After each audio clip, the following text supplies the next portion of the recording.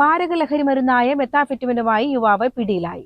പെടയന്താൾ സ്വദേശി തടിയൻ വീട്ടിൽ അംജദ് ഖാനെയാണ് Kalikavu excise range inspector TC അനീഷും സംഘവും അറസ്റ്റ് ചെയ്തത്.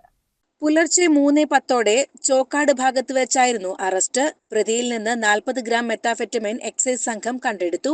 ഇതിന് വിപണിയിൽ 1.5 ലക്ഷം രൂപയിലധികം വില വരുമെന്ന് ഉദ്യോഗസ്ഥർ അറിയിച്ചു. ചോക്കാട് പൂക്കാട്ടുംപാടം ഭാഗങ്ങളിൽ വൻതോതിൽ മയക്കുമരുന്ന് വിൽപ്പന നടക്കുന്നുണ്ടെന്ന രഹസ്യവിവരത്തെ തുടർന്ന് എക്സൈസ് നിരീക്ഷണം ശക്തമാക്കിയിരുന്നു.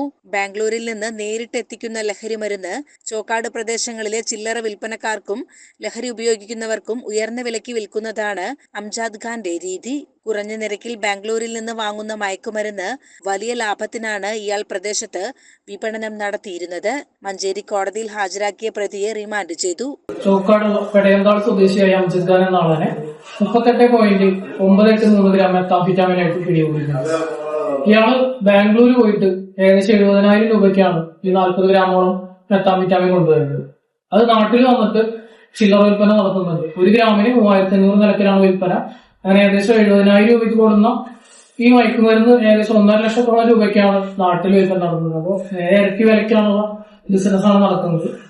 കാളികാവ് റേഞ്ചിന് ശക്തമായ പരിശോധനയുടെ ഭാഗമായിട്ട് നാട്ടിലെ ഈ ഒരു വലിയൊരു ലഹരിയുടെ ഉപയോഗം വെട്ടിക്കുറയ്ക്കാൻ സാധിച്ചിട്ടുണ്ട്.